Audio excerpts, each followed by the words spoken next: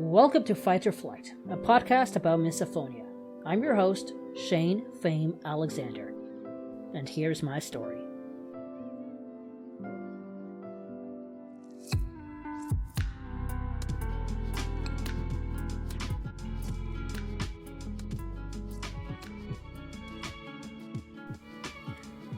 Last week on the show, I shared with you when the fight part of Fight or Flight began. My altercations and forgiveness with my mother and how we survived the first lockdown in 2020. This week, I made the big move. I found an apartment just outside of downtown London, but did this solve my misophonia debacle? This is episode 3 of Fight or Flight, the big move.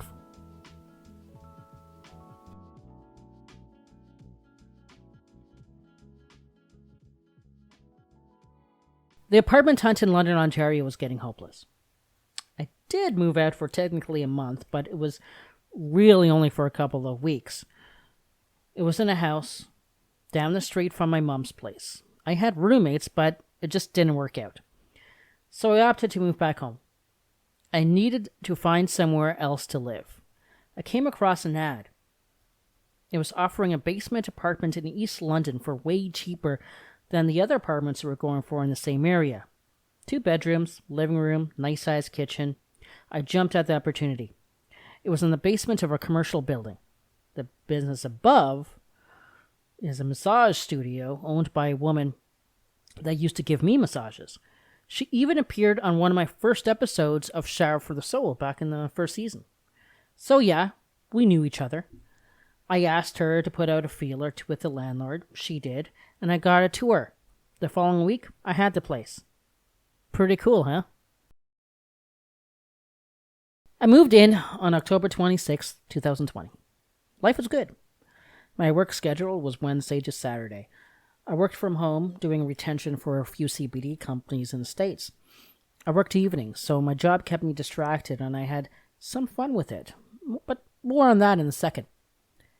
I had a healthy social life, and I got along with everyone in the building.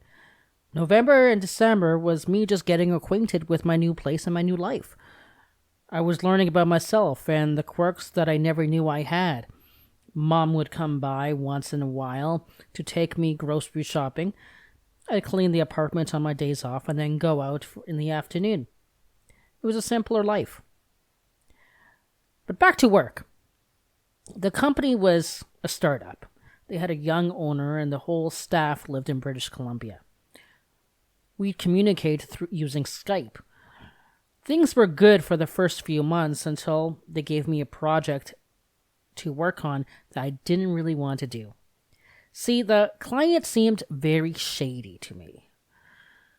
But they insisted that I had to work on this project or else I would be let go. I tried my hardest to take the calls, but I just couldn't. This caused me anxiety.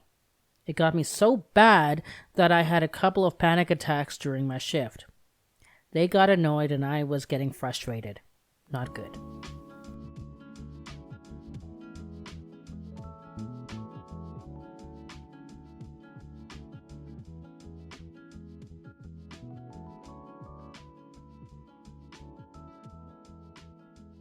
So I got this cozy apartment that I'm paying rent for and I'm unemployed.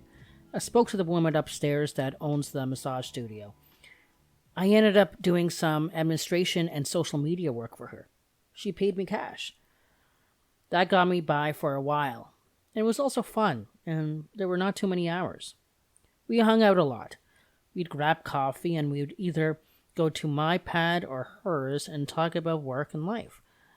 It was nice to have someone so close to talk to. It felt like friends.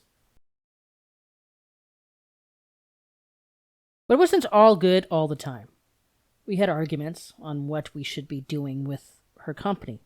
Rightly so, she's protective of what happens within her studio. So she never took me up on any of my pitches. It was hard to work with her at times, but I let it pass. We'd forgive each other and move forward. These arguments should have been red flags, but I didn't know better at the time. I was blinded by what was happening at the moment. As Christmas got closer, we were making plans on expanding in the new year. I was going to take massages on the road while she worked in the studio. It looked promising. And the tentative lockdown that was planned for Boxing Day 2020 would give us just enough time to make these plans a reality. But it didn't really go down like that. Now it's time for the daily. At the end of each episode, I'll fill you in on what's happening today when it comes to my misophonia battle.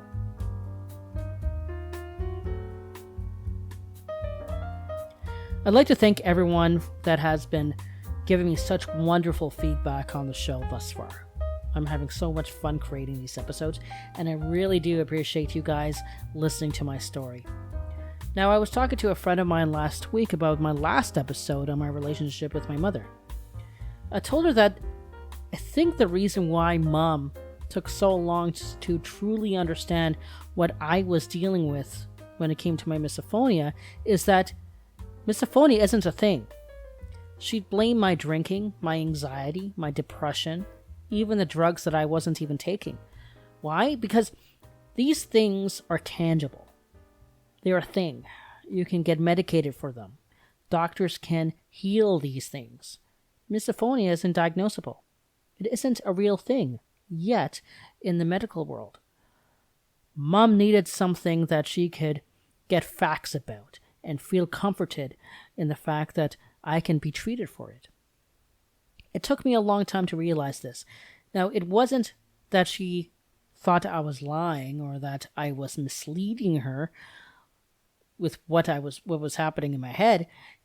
It was that she felt scared that she couldn't do anything because she didn't really know what I was going through. So, if you have a loved one that might be thinking you're weird for acting so off when you hear your triggers, talk to them, educate them. But never think that they don't believe you. This will make things harder on both of you. This might be the most important lesson I've learned in rebuilding my relationship with my mother. Next week, 2021 is here. Life at Casa Fame is getting a bit too much to handle.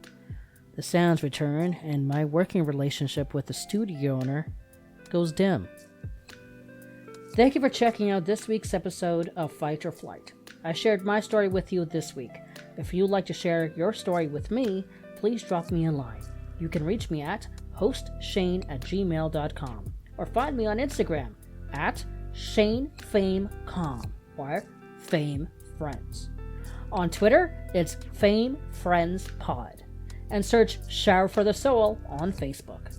Thanks again for dropping by, and please leave a comment and a rating. Stay well and chat soon.